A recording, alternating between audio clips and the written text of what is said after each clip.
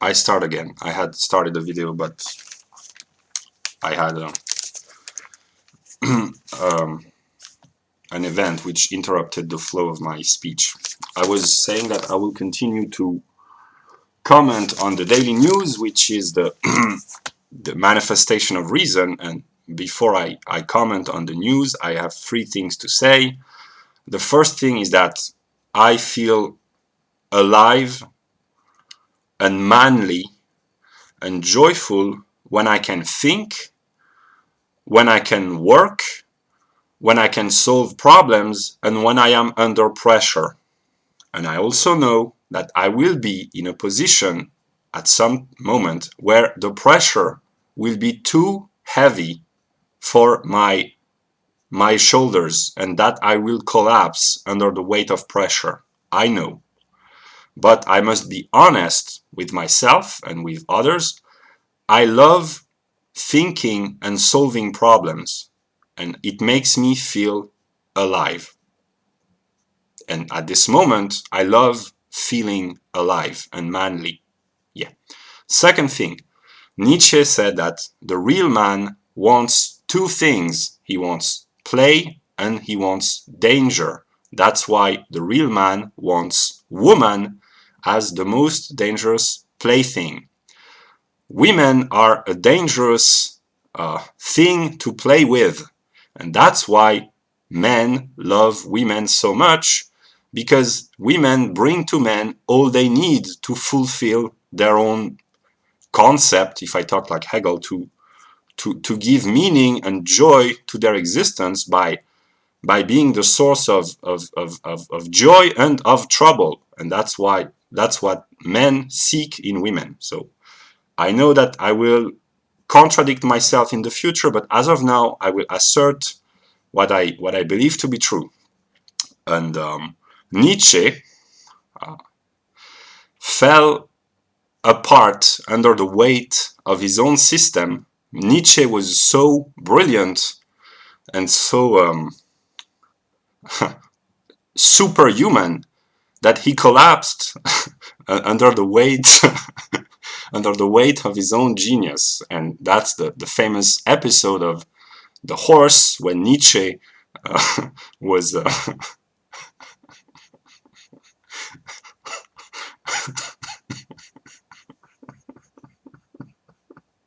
I'm sorry, I can't help laughing because I understand Nietzsche. Nietzsche fell apart and collapsed under the weight of his own brilliance, and that's the episode when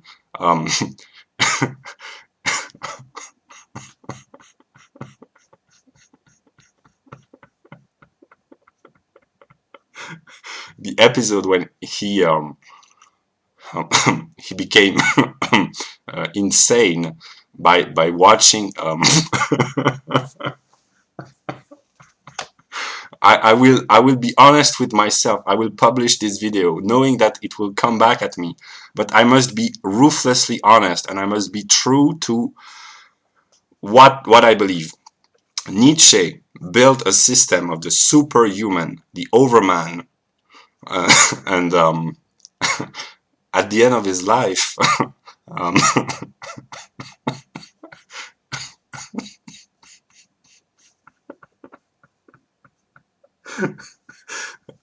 at, at the end of his life, with the episode of the horse, when he was confronted by the suffering of that creature, he felt compassion and pity, which was the dialectical negation of his own system. So Nietzsche was dialectically refuted by this episode, and he he became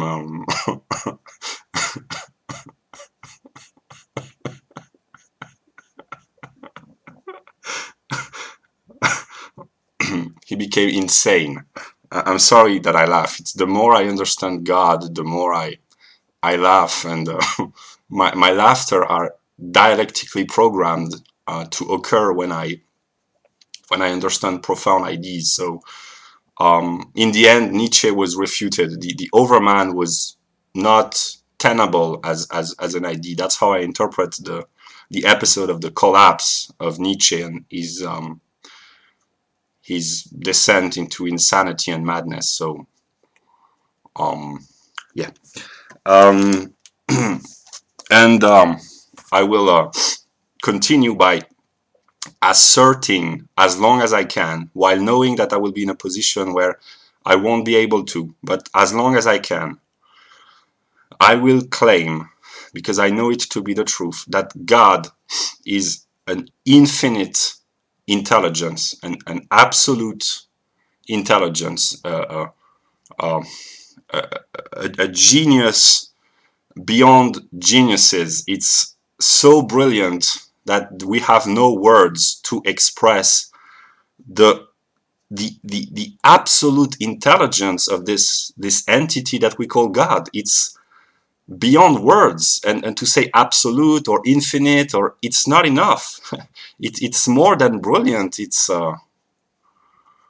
we say that God is love, and God is goodness, and God is the moral order, and the judge of all things, and that he's the sustainer of life. And it may be true, but the way I envision God is pure intelligence. It's amazing that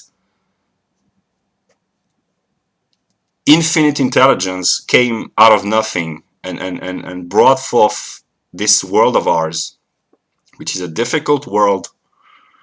But God gave us spiritual humor in order to overcome the tragic aspects of existence, and it would be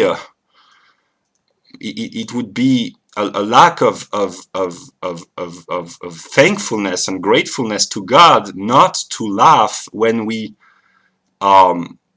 understand the brilliance of God's creation. So a part of me feels guilty for laughing about Nietzsche, but a part of me feels not guilty because God wanted me to laugh about the philosophy of Nietzsche, because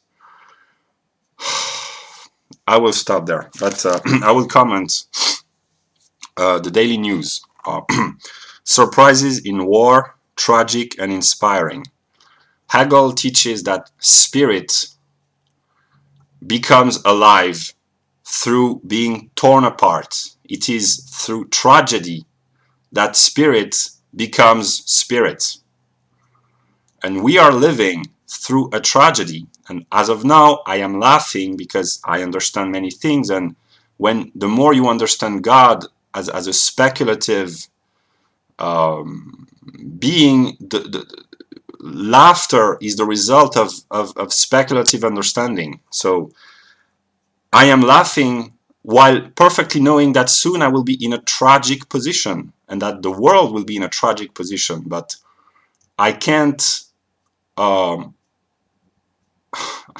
speculative laughter was stronger than I am, but I will be more serious. He says, the journalist, that there have been many bad surprises for Putin and many good surprises for Ukraine and its allies around the world. And the Western anti-Russian powers, they feel good about themselves by feeling morally superior to the Russian aggressors. And it's a psychological and geopolitical event at the same time, is that by condemning the evil aggressor, they have a feeling of self-righteousness.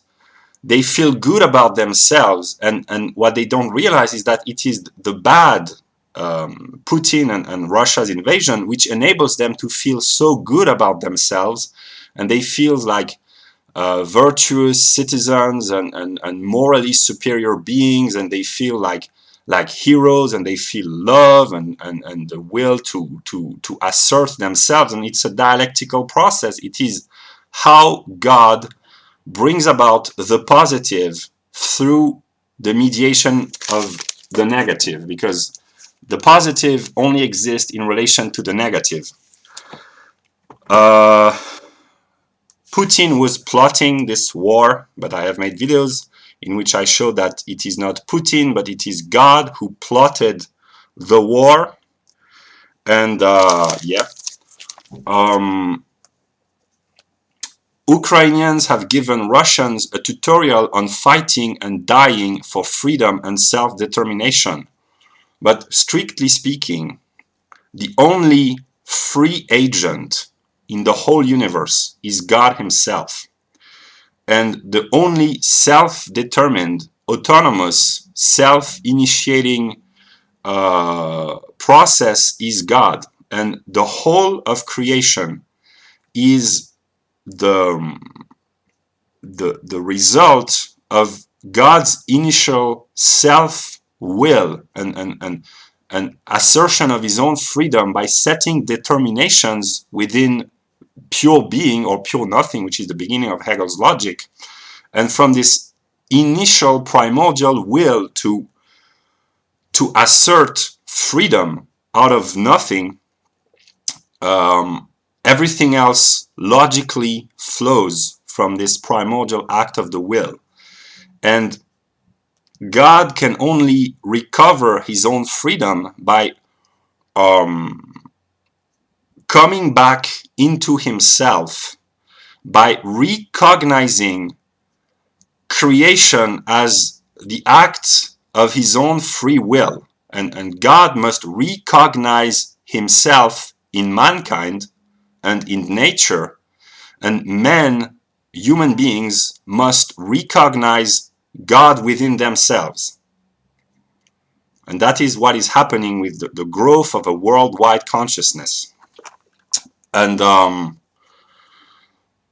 he says, rather than globalization being over, individuals all over the world are using global networks to monitor and influence the war in totally unexpected ways.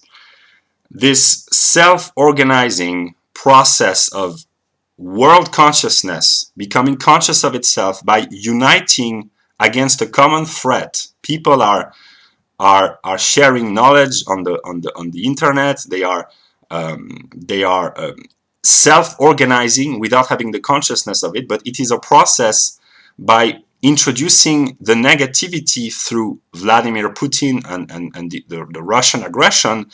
This negation creates its own positive assertion by creating a worldwide consciousness, which is for now being made manifest in the realm of morality and law, and we are witnessing the rise of villains, Vladimir Putin as of now from the Western perspective, and heroes, because dialectically a hero is the counterpart of the villain. You cannot have one without the other. You can wish that there were only heroes, but all the men that any human being admire has been forged through adversity and has elevated himself to the status of hero, political heroes, writers, artists, scientists, wherever, by overcoming the negative. So I know that I will lose my joy to live and my happiness, and that my own words will come back at me. But I know that I must be true to myself, and I must rationalize the world process at work, and I must bring rationality in the midst of chaos, and to show the broad plan, the broad picture. And yeah.